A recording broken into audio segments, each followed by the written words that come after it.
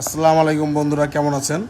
আজকে ঢাকা থেকে আসার পথে দেখলাম messrs Alam filling station Lohagara. সেখানে তেলের খুবই সংকট। অনেকজন বোতল নিয়ে দাঁড়িয়ে আছে এবং সবাইকে 5 লিটার করে তেল দেওয়া হচ্ছে।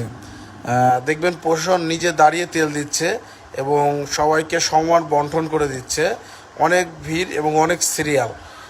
সব কিছুর ভিতরে একটা জিনিস ভাল লাগছে যে আসলে তেলের যে নির্ধারিত দাম সেই দামই রাখা হচ্ছে, অতিরিক্ত কোনো টাকা দেওয়া লাগছে না তাদেরকে। এবং দেখেন অনেকজন কেউ 2টা পট, কেউ 3টা পট নিয়েও দাঁড়িয়ে আছে। একজন সকালবেলা আসছে এবং বিকেলবেলা তেল পেল। এবং দেখেন অনেক তেলের সিরিয়াল, এবং যারা বাইরে থেকে আসছে বহিরাগত, যেমন গাড়ি বা মোটরসাইকেল, তাদেরকে আগে দেওয়ার চেষ্টা করতেছে তারা। আসলেই যদি বাংলাদেশে এরকম পরিবেশ হয় তাহলে কতদিন এই পরিবেশটা থাকবে, এটা নিয়েই চিন্তা ভাবনা। ধন্যবাদ সবাইকে। আল্লাহ হাফেজ।